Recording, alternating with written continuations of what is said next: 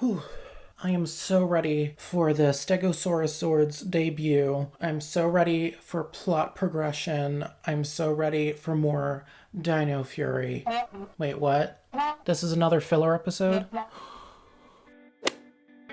Hey guys, it's Daniel. Welcome back to my channel. Even though this is pretty much a filler episode, save for a new Megazord formation spoiler alert, we're gonna try our best to make it entertaining. I'm talking about, if you didn't read the title, episode 6 of Power Rangers Dino Fury Superstition Strikes. As always, I'm going to encourage you to click the subscribe button and the notification bell. You'll be notified every single time I upload a new video. And of course, check me out on social media at blackandblue572. I'm happy to say that I've been much more active in the Power Ranger fandom, so if you want to see Power Ranger and Sentai content, as well as other things that I enjoy, be sure to follow me there. Let's dive right into the Netflix original Power Rangers Dino Fury. Oh, not on Netflix yet?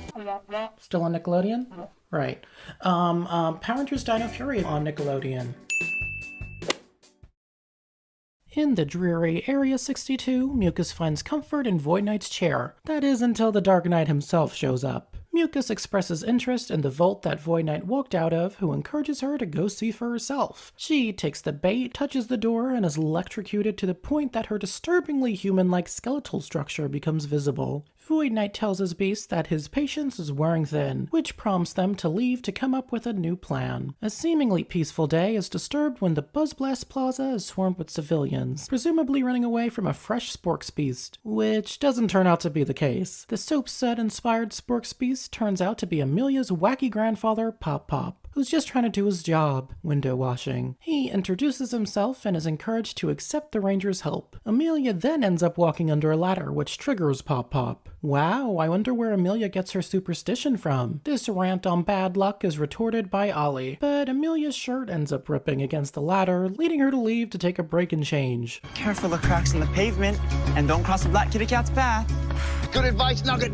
You should listen to the smart boy. Wow, he's still a dick. Just her luck, Amelia comes across a hatching Sporks, an ugly Sporks beast resembling a cracked mountain with a zipper through the middle, revealing a god-awful head named Smashstone. Amelia morphs and attempts to fend for herself, but ends up taking a beating so bad she demorphs and gets gifted with a busted morpher. Damn, that's not too common. The other Rangers teleport in to help. Smashstone responds to this by attempting to blast Amelia, who then uses a trash can cover to deflect them, which ends up hitting her teammates. As she goes over to her friends, Mucus shows up. Red and Blue fend off Smashstone, during which Amelia falls for a classic bit of Mucus misdirection and gets her morpher stolen. Zato and Ollie discover that Smashstone can, ironically, redirect attacks, much like Miss Amelia's trash can cover.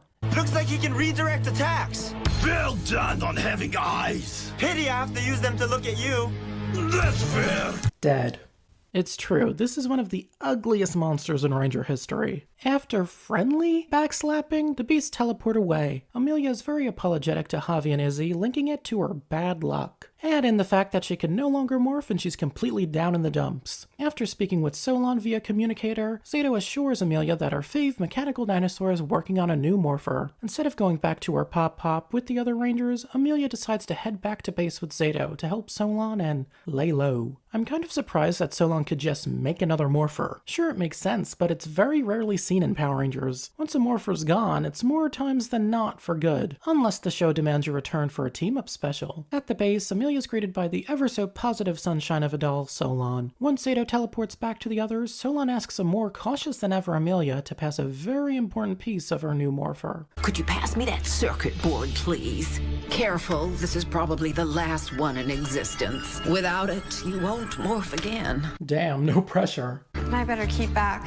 Which just makes Amelia even more terrified of messing up. She decides she's better off not touching anything. You don't want me anywhere near your work. Oh, that's a shame. An extra pair of hands always helps, especially when you only have claws. Oh well, they do the job. I just know if somebody puts a finger on this lovely dinosaur lady at any point in the series, I'ma start swinging. She's truly one of the most likable Ranger allies in like forever. Better get a closer look. If they can CGI her eyes, they can CGI her mouth to move. They did it with Keeper. Why is this not a thing? Ugh.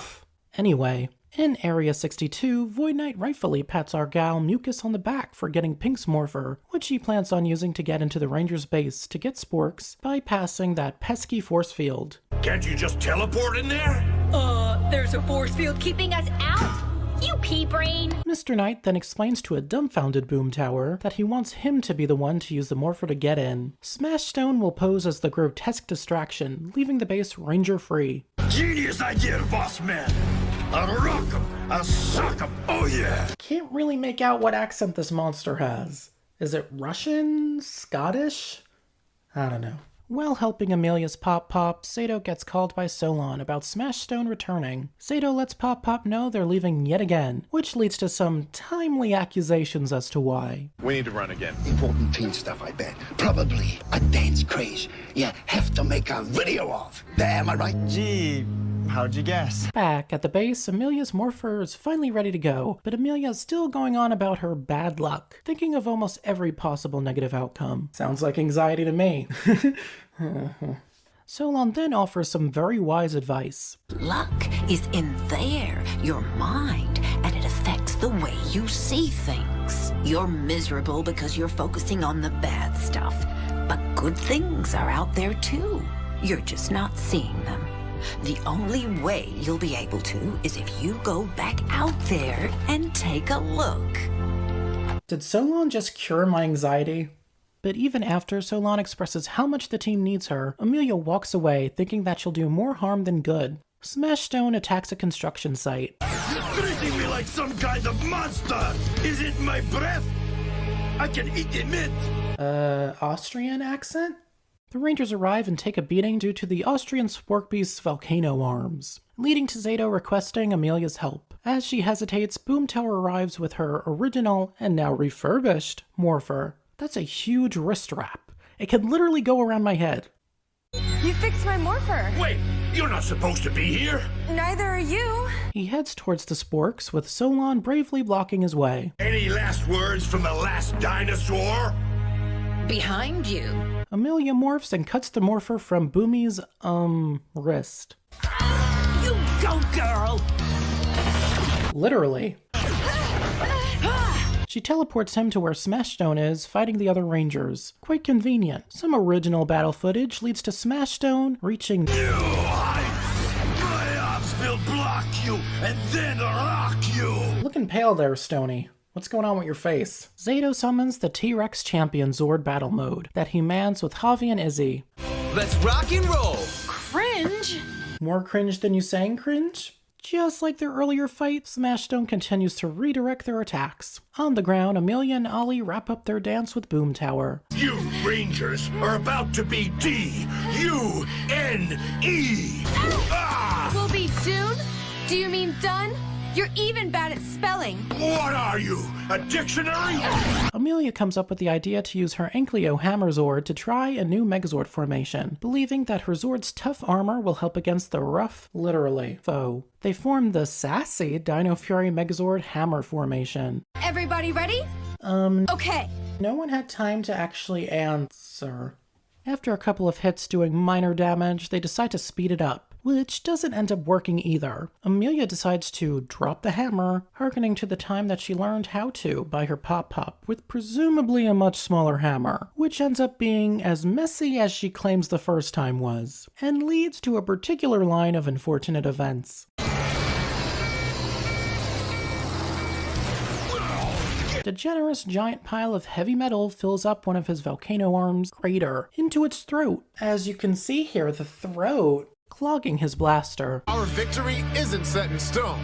We must keep the pressure on. Presumably before Smashstone attempts to use his other blaster, yeah, that exists, the Rangers issue their new Mega Hammer Slam, which leads to a fabulously flamboyant Dino Fury victory. Boom Tower once again fails to get a Sporks, with Izzy nabbing it faster. No! I was supposed to get that! Okay, Boomer. Honestly, we were all waiting for somebody to make that joke. I mean, come on. The Rangers wrap up the day by helping Pop-Pop pack up his truck, during which the Rangers really hammer home all the luck Amelia's had between her being at the base to fight off Boomer and her move unintentionally clogging Smashstone's blaster. The episode ends with Ollie getting his own heavy dose of slapsticky bad luck. Yay?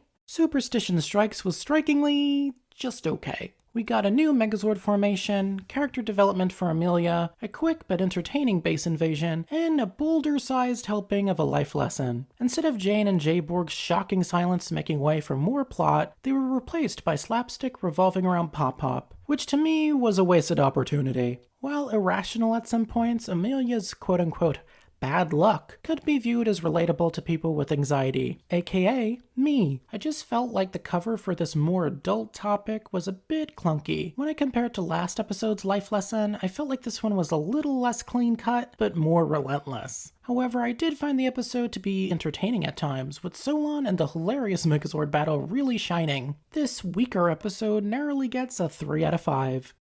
Thank you guys so much for watching. Be sure to hit the like button if you enjoyed this video, as well as the subscribe button and notification bell to be notified when my review for Stego Search is uploaded. This episode, I have to say, is probably the weakest of the bunch of the first 8 that's aired now. Besides it not really progressing the plot forward too much, it didn't really reinvent the wheel of bad luck episodes. And it's a confusing situation because you don't want to burden children with the idea of anxiety existing, but I don't know how well the bad luck connection worked. I didn't have it in me to give this episode a 2 out of 5, even though this was like a life lesson filler episode. I did find it more entertaining than life lesson episodes from the Neo-Saban era, so I didn't want to really penalize it for that reason. What did you guys think? Be sure to comment below. I want to see what other people thought of this episode. As always, one last time in this video, I will ask you to check me out on social media at blackandblue572 on Instagram, Twitter, Facebook, and TikTok. We're chugging along the Dino Fury train. Next episode and the episode after that are the last 2. It's gonna be pretty exciting. Thank you guys so much for watching. Bye!